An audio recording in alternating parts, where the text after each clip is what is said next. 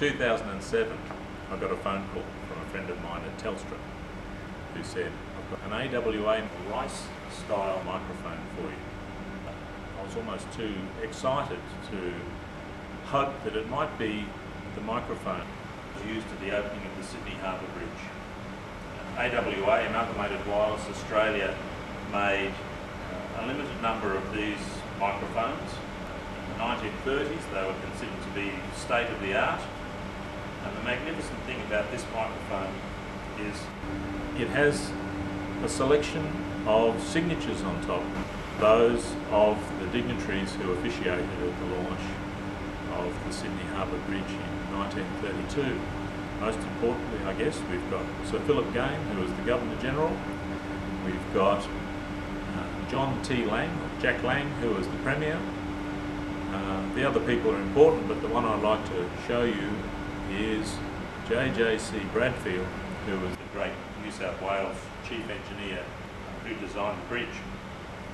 Now, the launch of the Sydney Harbour Bridge was a huge moment in our history. As an engineering project, it's one of our most fantastic. It's a beautiful bridge, a spectacular piece of engineering, and in 1932, in the midst of the Depression, the launch itself symbolised hope for people who were struggling in the Depression. Now, the launch of the bridge was a very controversial event. Jack Lang, the Premier of the time, decided against tradition that he would in fact open the bridge rather than the Governor General, who was the representative of the King. And this created some ire, most notably by those who were involved with Captain de Groot, who decided to make a serious protest about it. But that's another story. Lang went on to open the bridge. He and Game both spoke at the occasion into this microphone. And AWA got the contract to organise the audio-visual setup for the launch of the Sydney Harbour Bridge. They were told that they weren't to have a forest of microphones. They just wanted a simple arrangement that would be able to deliver a sound signal for the public address system, for the several radio stations which were broadcasting live, and for the talkie newsreel that was also being recorded.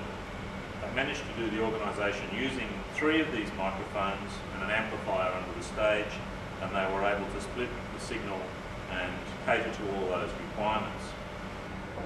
For me, though, when I look at this microphone, I'm taken by its simplicity.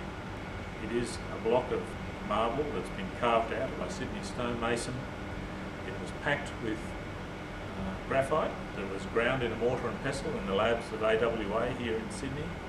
It's got a mica diaphragm across the front and then a protective grill across the front of that, and a couple of electrical terminals on the back. And a small current was passed through those terminals, and as the speakers, Philip Game and Jack Lang, spoke in front of this microphone, the pressure waves from their voice changed the resistivity or the resistance of the graphite granules, which impacted on the electrical signal.